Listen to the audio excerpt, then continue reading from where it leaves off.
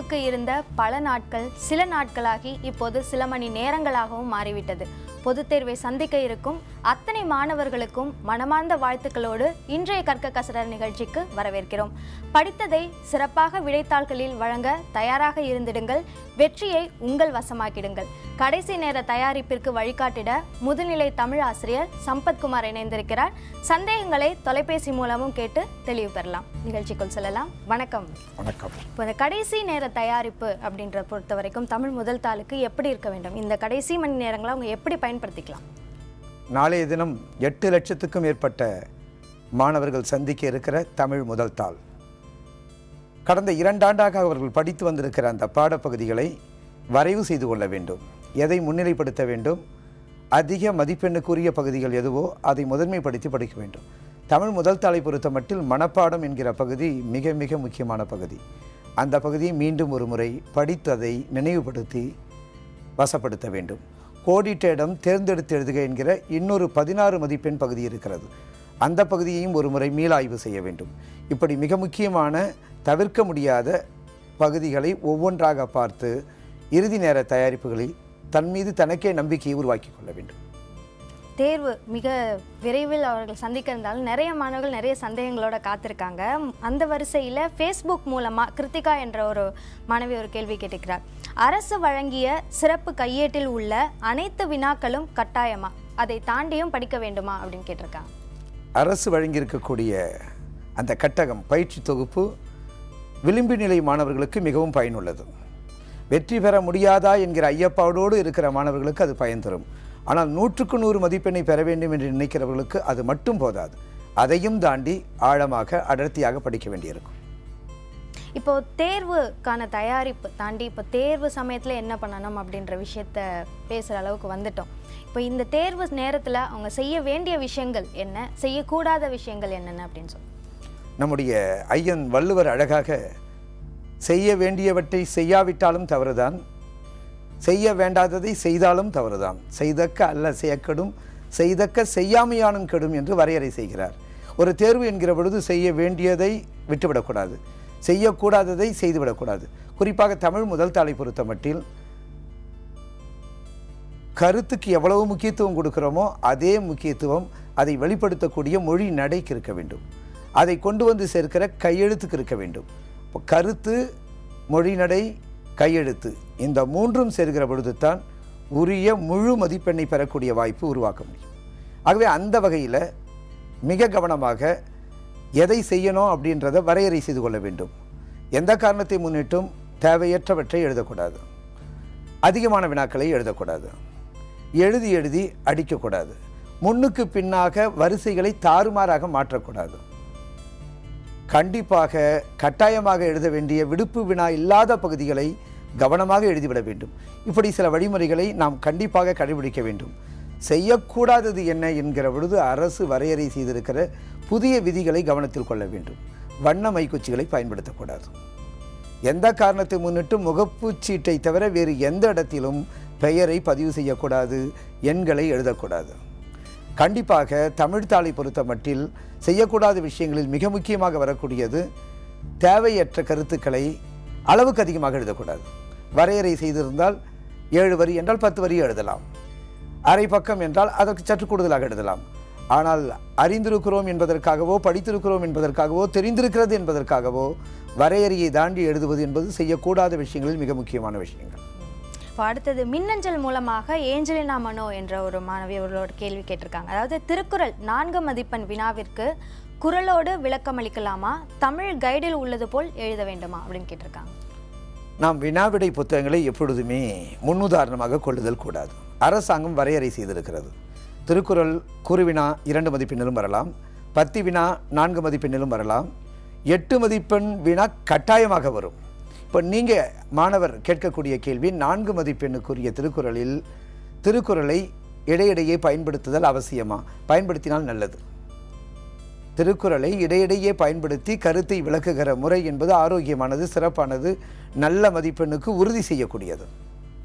இப்போ தமிழ் முதல் தாளை பொறுத்த வரைக்கும் பதிலளிக்கும் போது இந்தந்த பகுதிகளில் அதிகமான கவனம் செலுத்த வேண்டிய பகுதிகள் அப்படின்னு ஏதாவது இருக்கா? கண்டிப்பாக கண்டிப்பாக. பொதுவாக நம்ம சொல்லுவோம் இயல் இசை நாடகம் முத்தமிழ் அப்படின்னு, சேர சோழ பாண்டியர்கள் மூவேந்தர்கள் அப்படின்னு சொல்லுவோம், அறம்பொருள் இன்பம் முப்பொருள் அப்படின்னு சொல்லுவோம். இதே போல் தமிழ் மொழி அப்படின்னு வருகிற பொழுதே கருத்து மேலாண்மை அவசியம். கருத்து மேலாண்மையோடு கால மேலாண்மை அவசியம். இவை இரண்டும் சேருகிற பொழுது, கருத்து மேலாண்மையும் கால மேலாண்மையும் சேருகிற பொழுது அடர்த்தி நிறைந்த அந்த பகுதிகளில் அவர்கள் கவனம் செலுத்த வேண்டும். நிச்சயமாக முழு மதிப்பெண்ணை பெறலாம். அடுத்து வாட்ஸ்அப் மூலமாக ரோஹித் என்ற மாணவர் கேள்வி கேட்டிருக்கிறார். 2ஆம் பகுதியில் உள்ள 4 மதிப்பெண் வினாக்களுக்கு பதிலளிப்பது எப்படி? அதாவது செகண்ட் ரோமன் லெட்டர் அதில் இருக்கிற வினாக்களுக்கு பதிலளிப்பது எப்படின்னு கேட்டு. பொதுவாகவே நம்முடைய வினாத்தாள் வடிவமைப்பு முறையில் 10 மதிப்பெண் மனப்பாடத்துக்கும், 20 மதிப்பெண் துணை பாடத்துக்கும், 30 மதிப்பெண் பாடத்துக்கும், 40 மதிப்பெண் செய்யுளுக்கும், 50 மதிப்பெண் இலக்கணத்துக்கும் ஒதுக்கப்பட்டிருக்கிறது. வினாத்தாள் வடிவமைப்பு முறையே அப்படி தான் இருக்குது. இப்போ இந்த மாணவர் குறிப்பிட்டு கேட்பது 2வது வரிசையில் இருக்கிற 4 மதிப்பெண் வினாக்கள். 2வது வரிசையில் இருக்கிற 4 மதிப்பெண் வருகிற பொழுதே நாம் சொல்கிற வழிமுறை, தலைப்பிடுங்கள், கருத்து எண்ணிடுங்கள், முக்கியமான செய்திகளை கருப்பு மையால் எழுதுங்கள், அல்லது பென்சில் மை ஒட்டுக்குச்சியின் மூலமாக அடிக்கோடிட்டு காட்டுங்கள். முழு மதிப்பெண்ணை நாம் பெற்றுவிடலாம். தமிழில் மாணவர்களுக்கு இருக்கிற ஒரு பெரிய பிரச்சனையாக இருக்கிறது எழுத்து பிழைகள், இலக்கண பிழைகள். இந்த 2 பிழைகளையும் எப்படி சரி செய்துக்கலாம்? மொழி பாடத்தினுடைய விழியாக இருக்கக்கூடிய 2 விஷயங்களையும் கேட்டிருக்கீங்க. ஒன்று எழுத்து பிழை, இன்னொன்று இலக்கண பிழை. எழுத்து பிழை என்பது அடிப்படையான விஷயம். குறிப்பாக தமிழை பொறுத்த மட்டில் வல்லினம் மிகுமிடம் மிகா இடம், இதில் கொஞ்சம் கவனம் செலுத்தி ஆகணும். இந்த வகையான பிழைகளை மீண்டும் மீண்டும் பயிற்சி செய்து தான் தவிர்க்க முடியும். அது இயல்பான ஆர்வம் இருந்து, இயல்பான பயிற்சி இருந்து, முயற்சி இணையுமேயானால் நிச்சயமாக நம்மால் மொழி பிழையை, எழுத்து பிழையை தவிர்த்து விட முடியும். இலக்கண பிழையை பொறுத்த மட்டில் இலக்கணத்தினுடைய கட்டமைப்பு தெரியணும். உதாரணமாக தமிழை பொறுத்த மட்டில் இலக்கண பகுதியில் 5 உட்பிரிவுகள் இருக்கிறது. 1 பகுபத உறுப்பிலக்கணம், 2 இலக்கண குறிப்பு, 3 புணர்ச்சி, 4 திணை அல்லது துறை, 5 அணி. இந்த 5 உட்பிரிவுகள் கொண்ட 22 மதிப்பெண்ணுக்குரிய இலக்கண பகுதியில் கவனம், பயிற்சி இரண்டும் இருந்தால் அப்படியே 22 மதிப்பெண் பெற்றுவிடலாம். இந்த தெளிவு இருக்கிற பொழுது இலக்கண பிழை வருவதற்கு வாய்ப்பு இருக்காது. இப்போ வாட்ஸ்அப் மூலமாக கொளத்தூரிலிருந்து சஹானா என்ற ஒரு மாணவர் கேள்வி கேட்டிருக்கிறார். திணை துறை வினாக்களில் முழு மதிப்பெண் பெறுவது எப்படி? திணை அல்லது துறை தான். திணையும் எழுதி துறையும் எழுதக்கூடிய வினா அமைப்பு முறை நமக்கு இல்லை. ஒன்று திணையை தேர்ந்தெடுக்கலாம் அல்லது துறையை தேர்ந்தெடுக்கலாம். 4 மதிப்பெண்ணுக்குரிய பகுதி. திணையை தேர்ந்தெடுத்தால் நமக்கு என்று வகுக்கப்பட்டிருக்கிற அகத்திணைகளில் ஒன்றை தேர்ந்தெடுத்துக் கொள்ளலாம், அல்லது பொதுவியல் திணை என்கிற புறத்திணையை தேர்ந்தெடுக்கலாம். திணைக்கான இலக்கணம், திணைக்கான சான்று, திணைக்கான பொருத்தம், இந்த 3 உட்கூறுகளை பிரித்துக் கொள்கிறோம். குறிப்பிட்ட அந்த திணையினுடைய விளக்கம் எழுத வேண்டும், அதற்கான சான்றை காட்ட வேண்டும், இந்த சான்றையும் அந்த விளக்கத்தையும் பொருத்தி காட்ட வேண்டும். முழு 4 மதிப்பெண்ணை பெறலாம். துறைக்கும் அதே போல்தான். அந்த துறைக்கான விளக்கம், அதற்கான சான்று, அதை பொருத்தி காட்டுகிற பாங்கு, முழுமையாக 4 மதிப்பெண்களையும் பெறக்கூடிய இலக்கண பகுதி மிக மிக குறைவான பாடப்பகுதி தான் இருப்பதால் தமிழ்நாட்டில் இருக்கிற 8 லட்சத்துக்கும் மேற்பட்ட மேல்நிலை தேர்வை எழுதக்கூடிய மாணவர்கள் இந்த பகுதியில் கவனமாக இருந்தால் மொத்த மதிப்பெண்ணையும் தன் பக்கமாக தள்ளிக்கொள்ளலாம், அள்ளிக்கொள்ளலாம். ஆக சறுக்கி விடும் பகுதி இந்த பகுதி தான். சறுக்கி விழும், வழிக்கு விழும் என்கிற பகுதியே தமிழில் இல்லை. சற்று கூடுதல் கவனம் எடுக்க வேண்டிய பகுதி. சரி, இப்போ ஒரு சில மாணவர்கள் 3 வினாக்களுக்கு பதிலளித்தால் போதும் அப்படின்னு இருக்கும், அதே மாதிரி 4 வினாக்களுக்கு பதிலளித்தால் போதும், ஆனால் கொஞ்சம் எக்ஸ்ட்ராவாக எழுதினா நமக்கு அதிகமான மதிப்பெண் கிடைக்குமோ என்ற ஒரு எண்ணத்தில் அதிகமான விடைகளை கொடுத்து விடுவார்கள். அப்படி அளிக்கும் போது என்ன நடக்கும்? வினாத்தாள் வடிவமைப்பு முறையில் கூடுதல் வினாக்களுக்கு பதிலளிக்கிற முறை அடிப்படையிலேயே தவறு. அது காலப்பிழை, கருத்து பிழை, அடிப்படை கோட்பாட்டு பிழை. 6 மதிப்பெண்களை கொடுத்து 6 வினாக்களை கொடுத்து 4 எழுத சொல்கிற குறுவினாவில் 6மே தெரிந்திருக்கலாம் அந்த மாணவருக்கு. 6ம் எழுத வேண்டும் என்று கூட அந்த மாணவர் தன்னுடைய உழைப்பின் அடிப்படையில் விருப்பப்படலாம். ஆனால் 4ஐத்தான் எழுத வேண்டும் என்கிற பொழுது 4ஐத்தான் எழுத வேண்டும். அந்த 6இல் எந்த 4 அதிக மதிப்பெண்ணுக்கு உரிய வகையில் இருக்கிற வினாவாக அமைந்திருக்கிறதோ அந்த வினாவை தேர்ந்தெடுக்க வேண்டும். ஆனால் கூடுதலாக எழுதுகிற நடைமுறை மிக தவறு. ஒருவேளை ஆசிரியர் வேகமாக திருத்தி விட்டாலும் மதிப்பெண்களை எடுத்து பொருத்துகிற பொழுது அந்த தவறு சரி செய்யப்பட்டு மதிப்பெண்ணிலிருந்து நீக்கப்பட்டுவிடும். ஆகவே அந்த அணுகுமுறை முற்றிலும் தவிர்க்க வேண்டியது. அடுத்து தொலைபேசி இணைப்பில் சென்னையிலிருந்து ராகுல் காத்திருக்கிறார். ராகுல், உங்களுடைய கேள்வி என்ன? Hello sir, good evening sir. வணக்கம். நான் சென்னையிலேருந்து பேசுகிறேன். சொல்லுங்க, உங்க கேள்வி என்ன? தமிழை பொறுத்தவரையில நெடுவினாவில் திருக்குறளை விட்டுட்டு மிச்ச சாப்டர்லாம் படிச்சா தமிழ்ல சென்டம் எடுக்க முடியுங்களா? திருக்குறள் தவிர்க்கணும் அப்படின்னு நினைக்கிறதே தவறு. ஏன்னா நம்முடைய வினாத்தாள் வடிவமைப்பில் திருக்குறள் பகுதிக்கு மட்டும் கிட்டத்தட்ட 20 மதிப்பெண்ணுக்கு மேல் இருக்கிறது. தமிழ் முதல் தாளில் திருக்குறள் என்கிற அந்த ஒரு பகுதிக்கு மட்டும் வெவ்வேறு வகையான வினாத்தாள் வடிவமைப்பின்படி கிட்டத்தட்ட 20க்கும் மேற்பட்ட மதிப்பெண் இருப்பதால் அதை தவிர்க்க நினைப்பது தவறு. ஒரு நெடுவினா கட்டாயமாக இருக்கிறது, 4 மதிப்பெண் மனப்பாடம் இருக்கிறது, 4 மதிப்பெண் கோடிட்டிடம் இருக்கிறது, அதை தவிர அணி வினாக்கள் இருக்கிறது. ஆகவே திருக்குறள் தவிர்த்தல் என்பது மிக தவறு. மிக கட்டாயமாக படிக்க வேண்டிய பகுதிகளில் ஒன்று திருக்குறள். நன்கு கவனம் எடுத்து படித்து முழு மதிப்பெண்ணை பெற முயற்சிப்பேன். அடுத்து சென்னையிலிருந்து சுபாஷ் காத்திருக்கிறார். உங்களுடைய கேள்வி என்ன சுபாஷ்? ஐயா வணக்கம் ஐயா, நான் சுபாஷ் பேசுறேங்க. வணக்கம். வணக்கம் ஐயா. இப்போ இந்த நம்ம சிறுவினாக்கள்ல முடிஞ்ச அளவுக்கு நம்ம அந்த இடையிடையே அந்த மேற்கோள் காட்டி எழுதும்பொழுது கூட சிலதுக்கு காட்ட முடியாத நிலையில நம்ம வெறும் அந்த அந்த பகுதிக்குண்டான விடையை மட்டும் அழகா தெளிவா எழுதினா போதுங்களா? அப்புறம் முழு மதிப்பெண் பெறறதுக்கு அந்த விடைத்தாளை எப்படி நம்ம பிரசன்ட் பண்ணணும், அந்த பேப்பர் பிரசன்டேஷன் பத்தி கொஞ்சம் சொல்லுங்க. நன்றியா. குருவினா 2 மதிப்பெண்ணுக்குரிய பகுதி என்பதால் அதிக நேரத்தையும் அதிக உழைப்பையும் நீங்கள் செலுத்த வேண்டிய அவசியமே இல்லை. வழக்கமாக நம்ம பார்த்தோம்னா வாழைப்பழம் என்றால் அதை உரித்து சாப்பிடுவோம், பலா என்றால் சுளை எடுத்து சாப்பிடுவோம், சாத்துக்குடி என்றால் பிழிந்து சாப்பிடுவோம். ஒவ்வொரு படத்துக்கும் ஒரு அணுகுமுறை இருக்கிறது. வினாத்தாள் வடிவமைப்பில் கூட குருவினா, பத்தி வினா, நெடுவினா, கட்டுரை வினா என்று 4 பிரிவுகள் தமிழில் இருக்கிறது. ஒவ்வொன்றுக்கும் ஒரு வகையான அணுகுமுறை இருக்கிறது. குருவினா என்றால் கருத்து எழுதினால் போதுமானது, பத்தி வினா என்றால் தலைப்பிட்டு கருத்து எழுதினால் போதுமானது, நெடுவினா என்றால் உட்தலைப்புகள் இட்டு கருத்து எண்ணிட்டு எழுதினால் போதுமானது, கட்டுரை வினா என்றால் குறிப்பு சட்டகமிட்டு அதை முறைப்படுத்தி இடையிடையே பாடல் வரிகளையும் பயன்படுத்தி எழுதினால் சிறப்பாக இருக்கும். ஆகவே 2 மதிப்பெண் வினாவை பொறுத்த மட்டில் உரிய விடைகளை மட்டும் எழுதினால் போதும். 2 செய்திகள் 2 மதிப்பெண்ணுக்கு போதுமானது. அடுத்து முகநூல் வாயிலாக ஒரு கல்யாணி என்ற ஒரு மாணவி கேள்வி கேட்டிருக்கிறார். அதாவது தமிழில் எப்போதும் தோல்வி அடைந்து விடுகிறேன், தேர்ச்சி பெற என்ன செய்ய வேண்டும்? தமிழில் தோல்வி அடைதல் என்கிற அந்த கருத்தை உட்கொள்ள முடியாத ஒன்று, உண்மை ஆகாத ஒன்று. தோல்வி என்பது படிக்காத மாணவர்களுக்கு ஏற்படக்கூடிய ஒன்று. அதை பற்றி நாம் கருத்து சொல்வதற்கு இல்லை. ஆனால் படிக்க தொடங்கிவிட்ட ஒரு மாணவன், நம்பிக்கையை பெற்றுவிட்ட ஒரு மாணவன், நேர்மறையான அணுகுமுறையை கற்றுக்கொண்டு விட்ட ஒரு மாணவன், குறைந்தபட்ச உழைப்பை தந்துவிட்ட ஒரு மாணவன் தோல்வி அடைவதற்கு தமிழ் அல்ல எந்த பாடத்திலும் இடமில்லை. தமிழ்நாட்டினுடைய மேல்நிலை கல்வி தொகுதியை பொறுத்த மட்டில் எந்த பாடமாக இருந்தாலும் குறைந்தபட்ச உழைப்பு, அடிப்படையான நாட்டம், இவை 2ம் இருக்குமேயானால் தோல்விக்கு வாய்ப்பே இல்லை. நிச்சயமாக தோல்விக்கு வாய்ப்பில்லை. சென்னையிலிருந்து கிருஷ்ணா காத்திருக்கிறார். உங்களுடைய கேள்வி என்ன கிருஷ்ணா? வணக்கம். வணக்கம் ஐயா. வணக்கம். வணக்கம். வணக்கம் ஐயா, இப்போ கற்றலை கையேடு கொடுத்துருக்காங்க இல்லையா? ஆமாம். அதுல குறிப்பிட்ட பாடம் கொடுத்துட்டு இந்த பாடத்துல இருந்து இத்தனை கொஸ்டின் கேட்கப்படும்னு சொல்லி கொடுத்துருக்காங்கய்யா. அந்த மாதிரி மட்டும் படிச்சா போதுமா, இல்ல எல்லா பாடத்துல இருக்கிற வினாவும் படிச்சாகணுமாயா? இல்லை, அதில் கொடுக்கப்பட்டிருப்பது அரசு வினாத்தாள் வடிவமைப்பு முறை தான் கொடுத்துருக்காங்க. ஒரு குறிப்பிட்ட பாடத்திலிருந்து இத்தனை கேள்வி கேட்கப்படும் என்கிற வரையறை இல்லை. நான் உங்களுக்கு இப்படி சொன்னால் புரியும்னு நினைக்கிறேன். இப்போ தமிழை பொறுத்த மட்டில் முதல் 4 மதிப்பெண்ணுக்குரிய தொகுதி எங்கிருந்து கேட்கப்படும் என்று வரையறை இருக்கிறது. உதாரணமாக முதலில் இருக்கிற வாழ்த்து பகுதி, அடுத்து வரக்கூடிய சங்க இலக்கிய பகுதி, திருக்குறள் பகுதி, அடுத்து வரக்கூடிய தொடர்நிலை செயல் பகுதி என்று பிரித்து வைத்திருக்கிறார்கள். இந்த பாடத்தொகுதியிலிருந்து எந்தெந்த 4 மதிப்பெண்ணுக்குரிய வினாக்கள் வருமோ அது முதல் தொகுதியாக வந்துடும். இதை அடுத்து இருக்கக்கூடிய பகுதிகளாக இருக்கிற சிற்றிலக்கியம், மறுமலர்ச்சி கவிதையிலிருந்து அடுத்த தொகுதிகள் அமையும். ஆகவே இந்தந்த தொகுதிகளிலிருந்து தான் வினாக்கள் கேட்கணும்னு வினாத்தாள் வடிவமைப்பு முறை இருக்கும்போது அதற்கு ஏற்ப நம்ம படிச்சு தான் ஆகணும். அடுத்து கோவையிலிருந்து மகேஷ் காத்திருக்கிறார். மகேஷ், உங்க கேள்வி என்ன? ஹலோ. வணக்கம். முகேஷ், உங்க கேள்வியை கேட்கலாம். ஹலோ. Hello sir. சார், நெடுவினா எப்படி சார் பிரசன்ட் பண்றது? வணக்கம்ப்பா. நெடுவினா 8 மதிப்பெண்ணுக்குரியது. தமிழ் முதல் தாளை பொறுத்த மட்டும் 8 மதிப்பெண் வினா. ஆகவே நெடுவினாவை நீங்கள் எழுதுகிறபோது ஒரு சின்ன குறிப்பு சட்டம் அமைத்துக் கொள்ளலாம்.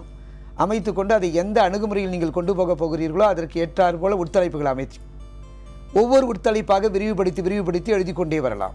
அப்படி எழுதி கொண்டே வருகிற பொழுது இடையிடையே தேவைப்படுகிற பாடல் வரிகளை நீங்கள் கண்டிப்பாக பயன்படுத்தியாக வேண்டும். குறிப்பாக திருக்குறளில் பொறையுடைமை அதிகாரம் வருகிறது அல்லது அறிவுடைமை அதிகாரம் வருகிறது, வினைத்திற்பம் வருகிறது என்றால் அந்த திருக்குறளை பற்றிய முன்னுரையை முதலில் எழுதுங்க. அடுத்து அந்த குறிப்பிட்ட அதிகாரத்தை எப்படி அணுகலாம் என்று 4ஆக பிரித்து கொள்ளுங்கள். அந்த 4 உட்பிரிவுகளுக்கு உரிய திருக்குறளுக்குரிய எண்களுக்குரிய விளக்கங்களை தனித்தனியாக பிரிச்சுக்குங்க. இடையிடையே திருக்குறளை மேலோப்பம் செய்யுங்கள். இறுதியாக முடிவுரை எழுதி இவ்வாறு வினைத்திற்பம் அதிகாரத்தில் வினை செய்ய வேண்டிய வழிமுறைகளை வகுக்கிறார்கள். செய்தால் இந்த பயன் விளையும் என்கிறார்கள், செய்ய தவறினால் இந்த தீமை விளையும் என்கிறார்கள் என்று அழகுபட அந்த வினாவை தொகுத்து முடியுங்கள். முழு மதிப்பெண்ணை பெறலாம். இந்த முகநூல் வாயிலாக மீனா என்ற ஒரு மாணவி கேள்வி கேட்டிருக்கிறார். இலக்கண குறிப்பு, பகுபத உறுப்பிலக்கணம், புணர்ச்சி விதி ஆகியவற்றில் முழு மதிப்பெண் பெறுவது எப்படி, எந்தெந்த பாடங்களிலிருந்து படிக்க வேண்டும் அப்படின்னு கேட்டிருக்காங்க. இலக்கண குறிப்பு, பகுபத உறுப்பிலக்கணம், புணர்ச்சி இவைகளுக்கு பாடப்பகுதிகள் என்கிற வரையறை கிடையாது. இலக்கண குறிப்பு அப்படின்னு சொல்லும்போது 6 கொடுத்து 3 எழுதணும், ஒவ்வொன்றுக்கும் 2 மதிப்பெண் 6 மதிப்பெண். புணர்ச்சி 6 கொடுத்து 2 எழுதணும், 2 மதிப்பெண்கள் 4 மதிப்பெண்.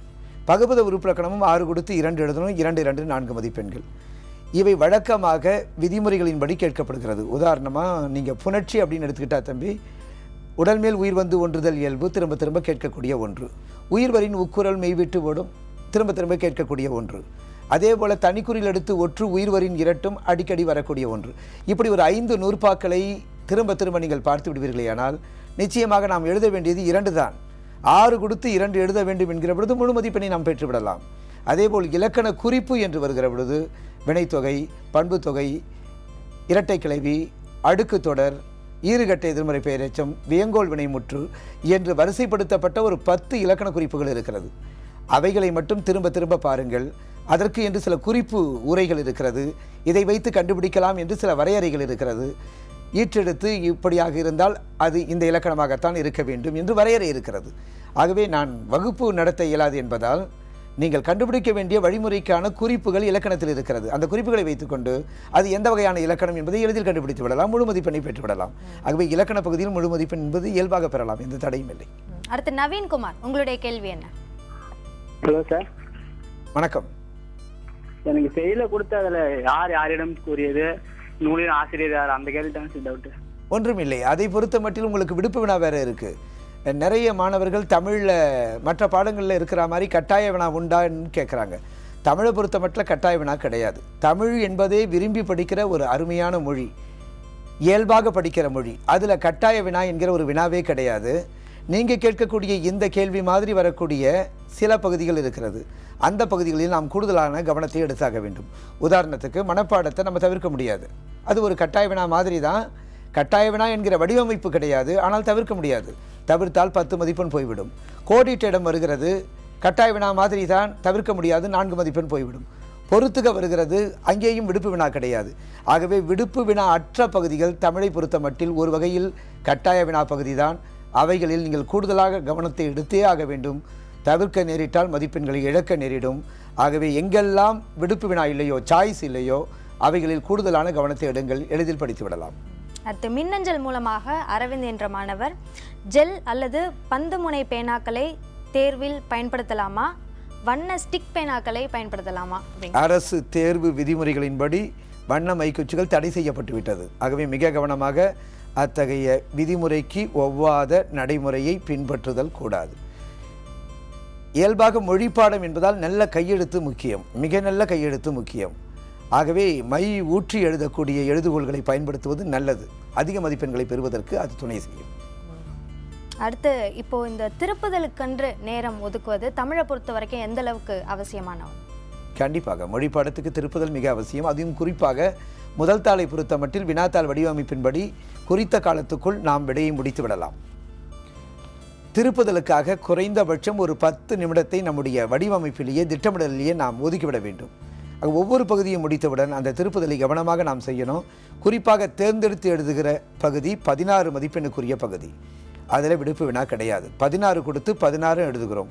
ஒரு சில நேரங்களில் பதற்றத்தின் காரணமாகவோ அவசரத்தின் காரணமாகவோ சற்றே கவனமின்மையின் காரணமாகவோ தவறு நடந்து விடலாம். திருப்புதல் நடத்துகிற பொழுது அந்த பிழையை நாம் சரி செய்து விடலாம். மனப்பாட பாடலை எழுதுவோம், பாவகையை எழுத மறந்து விடுவோம். பாவகைக்கு 2 மதிப்பெண் இருக்கிறது. தமிழ் மனப்பாட பாடலை பொறுத்த மட்டில் 10 பாடல்கள் மனப்பாடத்தில் இருக்கிறது. 10க்கும் பாவகை இருக்கிறது. அதை அழகாக ஒரு முறைக்கு 2 முறை. என்சீர் கழிநடிகடி ஆசிரியப்பா என்றால் 3 பாடல் இருக்கிறது. அரிசீர் என்றால் 2 பாடல் இருக்கிறது. எழுசீர் கழிநடிகடி என்றால் 1 பாடல் இருக்கிறது. அப்படி வகைப்படுத்திக் கொள்ள வேண்டும். அப்படி வகைப்படுத்திக் கொள்கிற பொழுது நிச்சயமாக தவறு வாய்ப்பே இல்லை. அடுத்து வாட்ஸ்அப் மூலமாக செல்வி என்ற மாணவி, நெடுவினாவிற்கு திருக்குறள் மட்டும் படித்தால் போதுமானதா என்ற கேள்வி கேட்டிருக்காங்க. முக்கியமாக 4 அதிகாரங்கள் இருக்கிறது. 4ஐயும் தவிர்க்காமல் படித்தால் நெடுவினாவுக்கு போதுமானது.